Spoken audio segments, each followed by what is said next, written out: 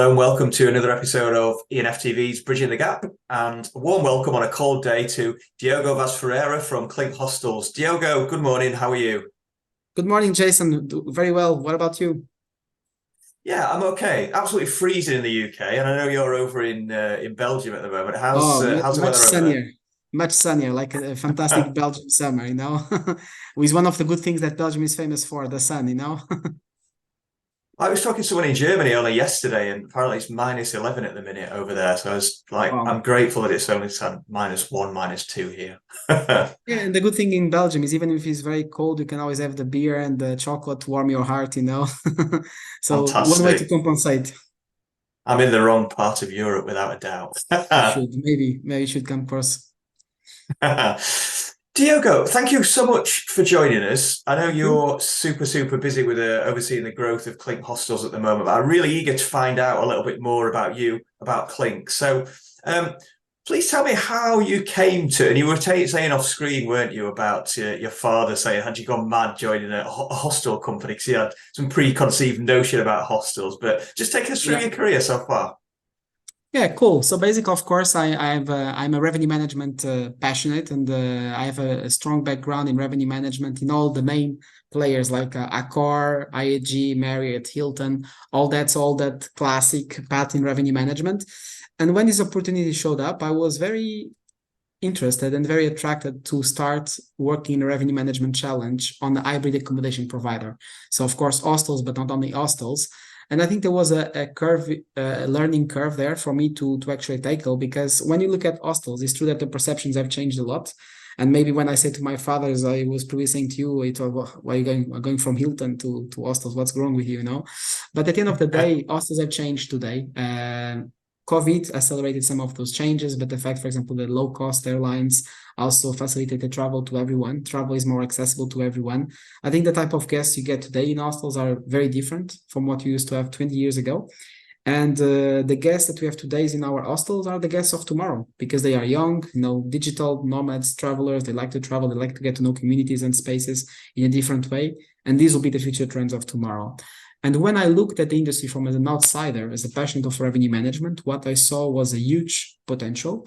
Revenue management in hospitality, so in hostels, is actually way more challenging, and I'm going to talk about it in a minute. Way more challenging than in a normal hotel. However, when you look at the technology and other resources in terms of number of people, the size of the teams, the investment that the central teams make on you, they are way more limited. Not all PMSs, for example, are able to support the optimization and inventory management by bed. Most of them, they do it by room. The same for some revenue management softwares that are not built in that capacity. Even some OTAs, when it comes to sell the beds per bed and not per room, they also have some difficulties.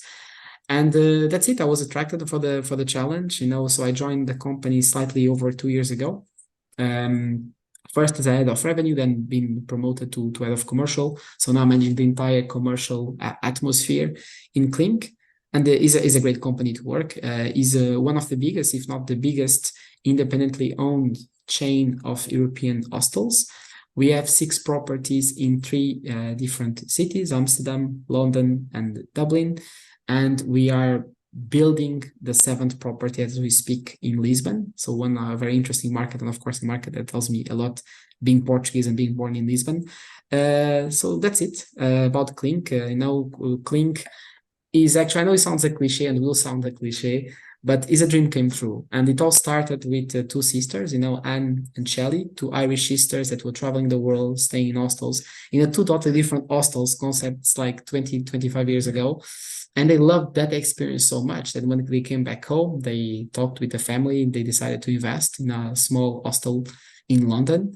And that hostel became bigger. They went and bought another property in London. And they always had a peculiar attention to where they were going to buy the business. For example, they started in London, in King's Cross, where King's Cross 20 years ago, I think, was to be very different than what it is today, a bit more dodgy, I've heard. But then they bought an abandoned courthouse and transformed into a hostel, where a lot of things happen, in that hostel and became an hostel. That they decided to grow to Amsterdam, where we have currently 3 properties. But also the biggest property we have, Clink North, is once again a success story of bringing a new life to a building. It used to be the laboratory and the offices of Shell in a part of Amsterdam North that back then in those days was pretty much a ghost town. And now when you look at North, a totally different neighborhood, of course, not only because of us, but also a big part because of the energy we brought to the neighborhood. And a totally different building that was to be like labs and scientists and now young travelers from all over the world. And now more recently in October, we decided to come back to the roots and actually open a hostel in Dublin, because even if the family, the company is Irish and our office has been moved from UK to Ireland already 2 years ago, we haven't been in Ireland yet. And now we just opened a new hostel. Is the biggest and the best, well, at least the most recent, and I really believe is the best hostel in the country. Fantastic location, and even the name means a lot. The name is Clink Hostels. And sorry for my Irish if I'm not pronouncing it 100% correct, but basically in Irish, what it means is in the midst of. And if you are, sometimes you have Irish people, Irish speaking person, they come to us and say, hey, that's not grammatically correct. It misses something in that sense. It misses something, a word there. And actually it's on purpose, because you are supposed to end the sentence, because it can be in the midst of the city, in the midst of your journey as a traveler, in the midst of your life, you end the sentence. So you end the experience on our behalf. And that's great. So the last 2 years, we've been having a fantastic growth after, of course, a difficult time with COVID. And the only difficulties we have for 2024 is because we did so good that the bar is very high, and they have to beat that bar to beat those records, because that kind of beating for 6-7 months in a row, we beat the record of the highest revenue month ever in the history of Clink, but keep doing that. In 2024, the bar keeps very high, but we are very confident that we have a very strong base and a very strong team to achieve exactly that. It sounds like you're in a good place. And of course, hostels are always the preserve of people staying. I remember staying in one in the Peak District, I think, or the Lake District, when I was a young man, and along with 8 other sweaty men. You know, I couldn't sleep because someone was snoring, and then we were up on our way without any breakfast, exploring another part of the English countryside. So Clink were one of the pioneers, really, in changing, rebranding, repackaging, remarketing to this new audience. I suppose changing people's perceptions of what a hostel is. Exactly, you're totally right. And actually is a fantastic example, because where it all started is what is today the Clink 261. It started as Ashley House and then was rebranded to Clink 261 after. And that's the perfect example of that, because we, for example, at the beginning was a very traditional backpacker hostel where we didn't have any en-suite rooms, all our shared facilities, and that's still the case. But what we have done is, for example, we have replaced a few dorms and put pods instead, because we realized that was a big trend coming our way, and we're going to make that change even further. It's going to be coming not exclusively, but a much more pods oriented concept, because we realized that the new generation is something that is looking for. But the same way we did that in Clink 261, Clink 78, of course, there are also some refurbishment taking place, and there'll be some changes also taking place in the similar style. But that constant question of how can we optimize the space, how can we adapt this to the guest of today, that happens in a much faster pace in hostel than in hotel. If you build a suite, is a suite. If you have a balcony, you have a balcony. You're not going to restore the balcony. I'm not going to buy a balcony. You cannot change the sea view or the mountain view. But at the end of the day, a hostel, I can make a decision. Do I want to convert it to a private room, or do I want to put it like a dorm of 4 or 6 beds? Do I want, for example, to convert that dorm in actually, for example, a co-working space, a different guest kitchen, a second living room for the guests? All those types of questions of optimization of space that really makes us being constant on the search of what the guests looking for. And actually, it's a sentence that is not mine. It's from Ivan Dolan, so one of the brothers, that basically said something that we as a company and as a brand, we should do things for conviction and relevance. So we have in one hand to be relevant for what the market is looking for, but at the same time do things with conviction, because we do it because we believe that is the good for our brand, the good for our products, and the good for our guests. And that's the same. Then in Amsterdam, we also took a bit a different approach. We bought 2 smaller properties, Eco Mama and Coco Mama, that we don't really like to call them boutique hostels, because for me, if it's a hostel, it shouldn't be boutique. because the hostels, everything that boutique is not, should not be pretentious, should not be fake. Yeah. But we are perceived as that, as I say, premium product in the hostel scenes in Amsterdam. So I think one of the good things of this company is, despite being the biggest independently owned chain of hostels in Europe, has known how to adapt to what the guests are looking for at each moment of the journey. And knowing that what we're looking for 5 years ago, 10 years ago is not the same that we're going to look tomorrow, next week, and in a few years. And that capacity to change and adapt, I think, is one of the greatest things to work in hospitality, but most specifically in hostels. And that, as a former revenue manager, that's something that's recently fascinated me about RM in hostels. The fact that you can, the fluidity of being able to change the configuration of a room to suit, the demand of that time is something that hotels struggle with, other than dragging a Z bed out of a storeroom somewhere to increase capacity. There's not really many chances, are there, to optimize based on room configuration, but you guys must really find that a lot easier and also really reap the benefit of that in terms of RevPAR. No, exactly. That constant question, what's the best way to use that space? It happens every single day. And there are 3 key metrics that we use that, of course, hotels will also use, but we use it on a different way. Net ABR, the Trev pub, and basically the revenue per square meter. So the net ABR is taking into consideration all the distribution costs and basically the cost of sales. And at the end of the day, for us, is important because although hotels, they have much more segments, MICE, individual corporate, leisure, diplomatic, cruise, whatever. We are pretty much leisure travels, young travels, that can be some leisure sometimes, some digital nomads, but it's a much more niche of the market. We don't work in so many segments. We don't work in so many distribution channels. So we tend to be more dependent on OTAs that, for example, some brands, hotel brands that have a stronger brand awareness and a more global appearance that we'll have. So that kind of the distribution cost, there is a much bigger focus, I think, in hostels than actually, for example, hotels. The Trev pub is exactly what you said, but the difference is that, for example, if you're staying in a Hilton and you pay like 200, 250 for a room, and then you have to pay, for example, maybe 20 euros for breakfast and 5 euros for a beer, that's money. But if you pay, for example, 45 or 50 euros for a bed, and you have to pay 6, 7 euros for a beer, or maybe like 8 or 9 for the breakfast, the percentage of that ancillary revenue is much bigger, right? So that kind of average spend per guest, I think, is much more intensified. And what makes a difference between a great brand and only a good brand when it comes to revenue performance is that kind of that bridging that gap and making sure that we bring that revenue. And that's why the hostel brands that are more successful on that way, Selena, Generator, they are very driven by F&B, like some other brands, for example, Joe and Joe, from Accor. And the third part is revenue per square meter, is basically what I was saying before, that we should be constantly looking, and my CEO and reminds me that often, that it's never changed, it's never too late to change the configuration of the rooms, to put more beds, to take beds, make it a private, make it a dorm, always constantly think. And it really depends on occasion to occasion, because, for example, in Amsterdam, we have a good product as a private rooms, but we can see by far that the revenue per square meter on the dorms of 4 and 6 is actually better. So these are the most profitable rooms for us in Amsterdam. However, for example, the hostel they just opened in Dublin, because it's such a big shortage of accommodation in Dublin of private rooms, that actually our private rooms in Dublin are competing in terms of quality with 3 and really actually 4-star hotels in Dublin.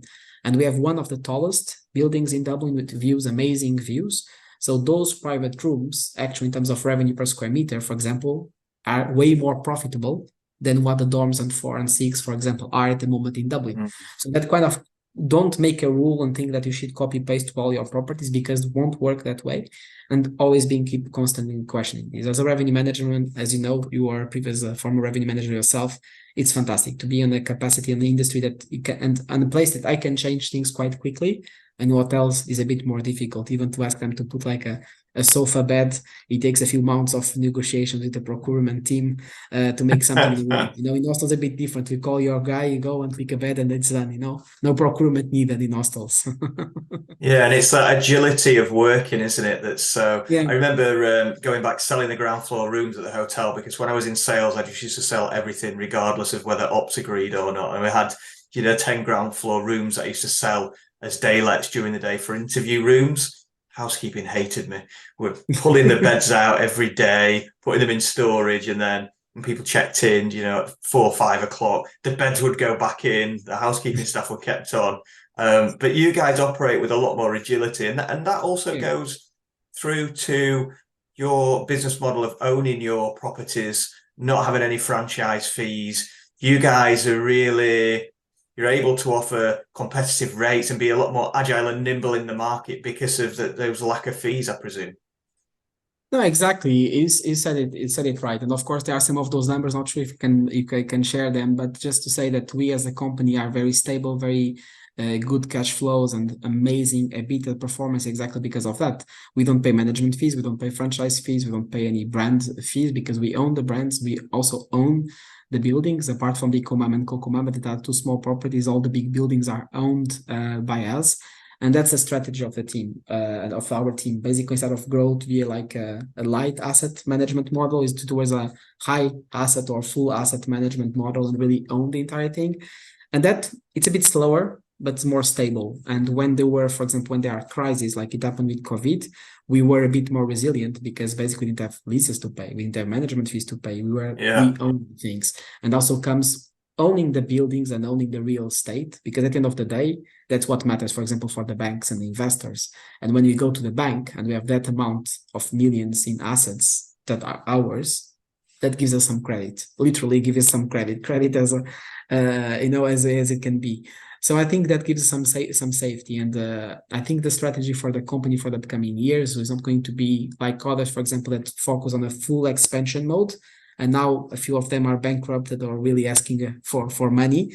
If you have been watching the news lately, and it's not our case. We didn't go that full expansion mode. We take like baby steps, but stable steps towards a more sustainable growth, and that delivers very good KPIs. And when it comes to financial stability, we are doing fantastically well.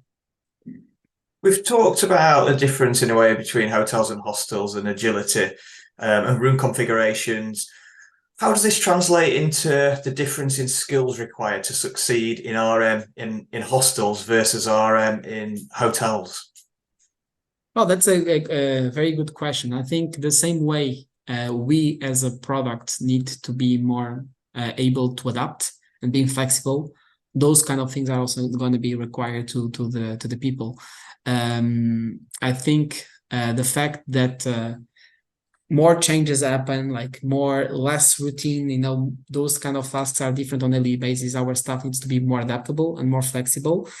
And also, it's funny because we tend to have like less SOPs or less rules on, for example, to make a check-in. Like some brands, you have to follow a certain order of things you have to say at a certain moment. You have to dress a certain way, put a tie a certain color, all those things. We don't have those SOPs, so it means that we are also because they don't read a book, they don't follow guidelines.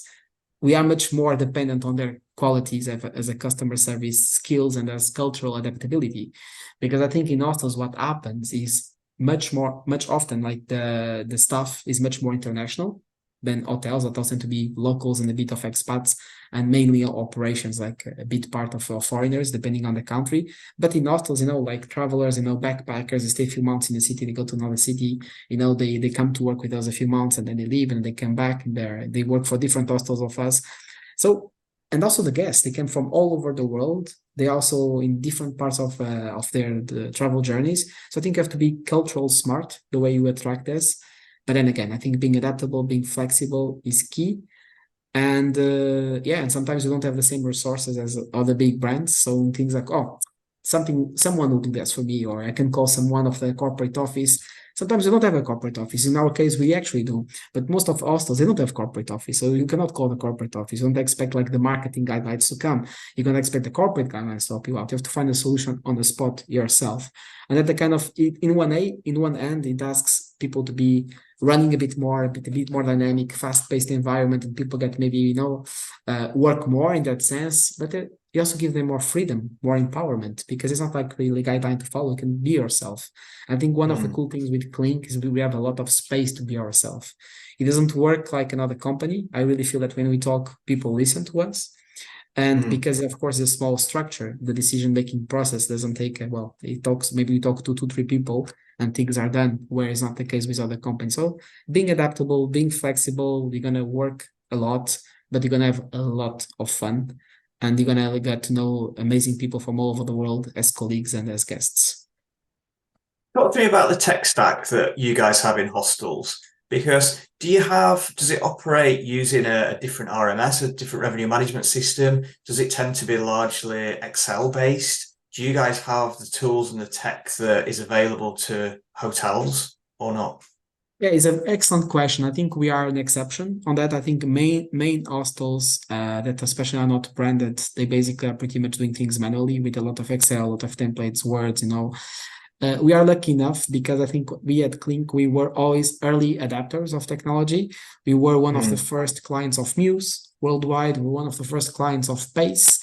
We work with SiteMinder. We work with Triptease. We work with a lot of different agencies and companies that I used to work when I was at Hilton, Accor, or Marriott. So I think we are an exception in that way because most of those systems, one, they are expensive. Two, you need skills and need skilled people to actually know how to manage them. And sometimes in the hostels, the people, they don't stay long enough to actually know how to work with those systems. And third, sometimes those systems, most of the times, are not really adapted to what the hostels are requiring, especially the inventory management and the optimization per bed and per space. It works in a very different way. So very few systems can only manage.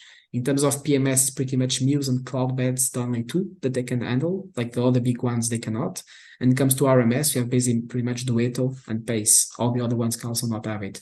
So I think we are an exception, but we are a very good exception because fortunately for us, we have amazing systems, and the systems we have is one of the strongest I've ever had, even if I worked for big companies before.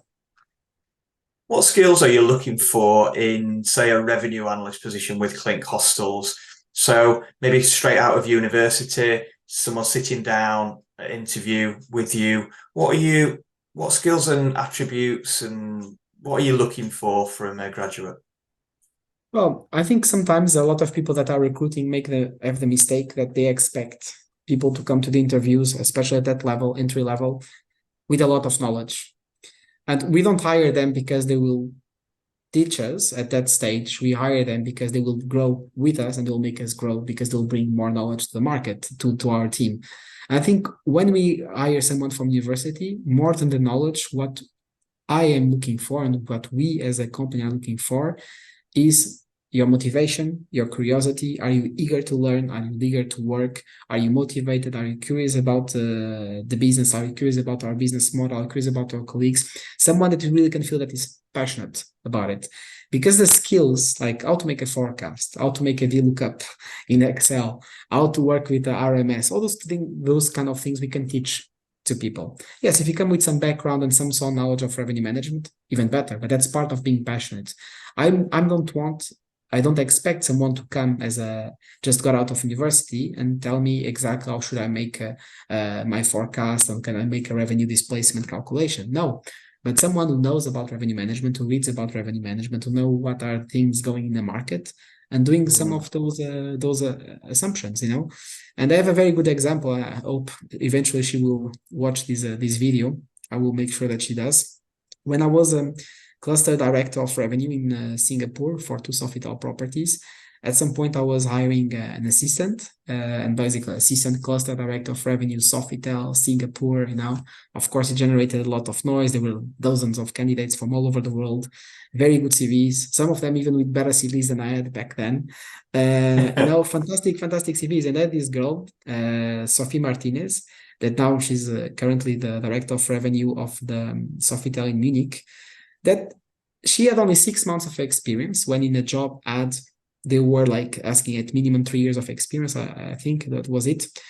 She was someone that worked 7 years in the Navy in France. Then she quit the Navy. She did like a revenue management internship of 6 months in a very good property in the south of France. She had a good CV, good schools, etc.